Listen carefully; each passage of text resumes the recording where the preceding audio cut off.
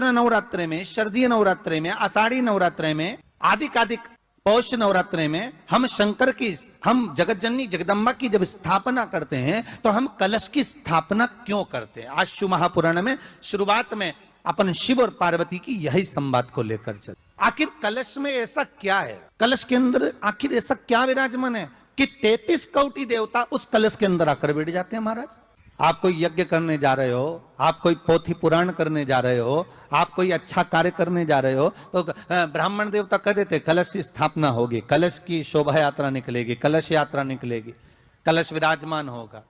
और आज हर की पौड़ी पर, प्रयागराज में या उज्जैनी में, नासिक में जो बड़े बड़े कुंभ के मेले होते, कुंभ का मतलब भी तो कलश से होता है। उसकी महत्वता क्यों है? उस कुंभ की, उस घड़े की महत्वता कहां से प्रकट हो गई? शिव महापुराण की कथा कहती है महाराज, भगवान औघड़दानी शंकर स्वयं आद्य शक्ति जगदम्बा से कहते हैं कि जगदम्बा तू क्या चाहती है बोल। तो जगतजननी जगदम्बा कहती है कि जहां मैं हूं वहां शंकर है। यह आपने कह दिया, पर जहां शंकर है वहां पार्वती का होना जरूरी है। उसके लिए सिद्ध करने के लिए एक स्थान ऐसा बनाया जाए जहां पर शंकर विराजमान है और शंकर के साथ पार्वती विराजमान है। तो शिव जी ने कहा, पार्वती उसके लिए मैं तुझे एक सुंदर कलश का निर्माण कर देता हूं। दुनिया का रचनाकार, दुनिया की रचना करने वाले महाराज, संपूर्ण ब्रह्मांड की रचना करने वाले, जिनको भगवान शिव ने स्वयं ब्रह्मदेव से कहा है कि ब्रह्मा जी तुम सृष्टि खंड को आगे बढ़ाइए, सृष्टि की रचना करिए। और आज ही के दिन, यही चैत्रीय प्रतिपदा के दिन, यही इसको कहते हैं नया संवत्सर, नया वर्ष। हिंदू धर्म में क्यों कहा जाता है? आज ही के दिन ब्रह्मा जी ने महाराज सृष्टि की रचना करना प्रारंभ करा था। आज ही के दिन भगवान शिव और ब्रह्मा का संवाद हुआ था। सीधे भगवान शंकर ब्रह्मदेव के पास जाकर बोले थे, हे ब्रह्मदेव आप सृष्टि की रचना करिए। तो ब्रह्मा जी ने पूछा था, सारे नक्षत्र आपने बनाए, सारे दिन आपने बनाए, सारी घड़ियां आपने बनाई, सारा पल आपने बनाया, मनुष्य की श्वास गिनती, काउंटिंग, अर्थात मनुष्य के शरीर की रोमावली, ये सब आपने निश्चित करी है। नवरात्रि का मतलब क्या होता है?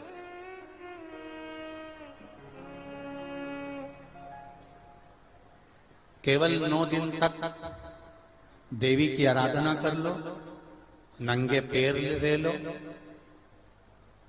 थोड़ा सा साबूदाना का फरियाल कर लो, मोरधन, चिप्स, पापड़ ये खा लो, या किसी देवी जी के मंदिर में जाकर नंगे पैर झंडा उठा के, ध्वजा उठा के, चुंदड़ी पकड़ के माता जी के मंदिर तक चले जाओ। क्या केवल नवरात्रि का मतलब यही है? या फिर कहीं गरबा हो रहा हो तो गरबे में चले जाओ? क्या नवरात्रि का मतलब केवल यही है? या घर में जोत लगा लो, नवरात्रि का मतलब यही है? घर में जवारे बो दो, नवरात्रि का मतलब क्या यही है? घट स्थापना कर दो, क्या नवरात्रि का मतलब केवल यही है? अगर नवरात्रि का मतलब जानना है तो आपके मन में एक विचार आना चाहिए कि ये नवरात्रि केवल घट स्थापना के लिए नहीं होती है, ये नवरात्रि हमारे भीतर एक नारी के सम्मान के लिए प्रकट होती है कि नारी का सम्मान कैसे होना चाहिए। मेरी जीजियों, मेरे जीजाओं, मेरी बेटियों, बेटाओं, मेरी माताओं, मेरे भाई, मेरी बहनों, एक बात बहुत सावधानी से सुनना। नवरात्रे आते हैं,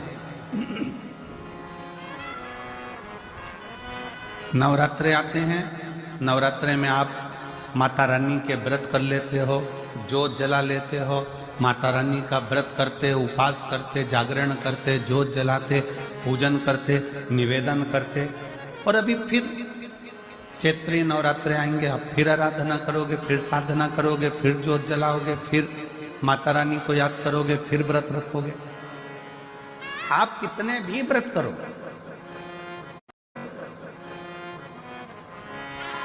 आप कितनी भी जोत जला, आप कितना भी जागरण करो, पर चार लोगों के सामने जाकर ये कभी मत कहना कि मेरे जैसा व्रत कोई नहीं कर सकता, मेरे जैसा जागरण कोई नहीं कर सकता और मेरी जैसी ज्योत कोई नहीं जला सकता, ये अभी मत कहना।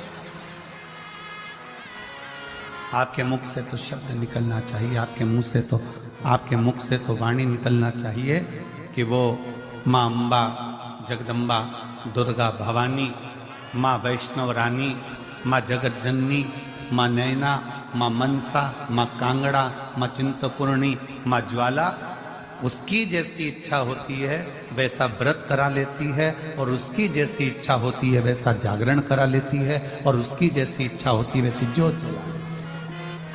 हमारी सामर्थ्यता नहीं है।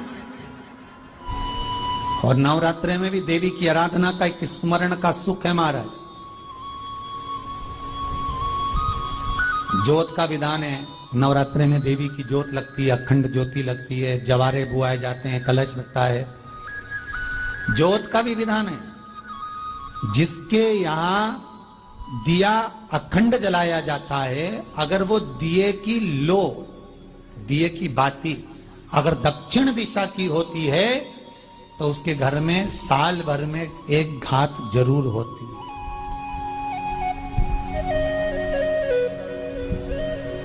जो दिया अखंड जलता है उसकी बाती का मुख दक्षिण का नहीं होना चाहिए। अगर आपने देवी भागवत का स्मरण कराओ, देवी भागवत को अगर सुना हो, तो देवी भागवत में स्पष्ट किया गया कि पूर्व की ओर मुख करा हुआ दिया, अर्थात पूर्व की ओर ज्योत जो जलाई जाती है वो संपदा की वृद्धि करती है। पश्चिम की ओर मुख कर कर जो ज्योत लगाई जाती है महाराज, वो वैभव को देती है। और उत्तर की ओर जो मुख कर कर ज्योत जलाई जाती है, उत्तर की ओर जो ज्योत का मुख रहता है वो आयु की वृद्धि करती है, घर में अकाल मौत को रोकती है।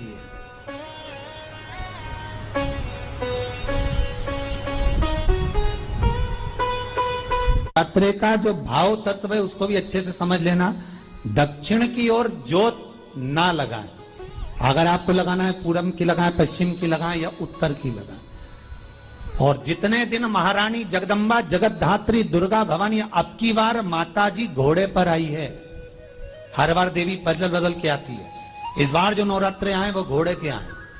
तो घोड़े पर जो देवी जी आती है वो समृद्धि को देने वाली आती है, लक्ष्मी की वृद्धि करने वाली आती है। जैसी घोड़े की रफ्तार होती है उस रफ्तार से लक्ष्मी घर में आती है। तो ये चिंता मत करना, मेरी मां जगत जननी दुर्गा भवानी अब की बार घोड़े पर आई है।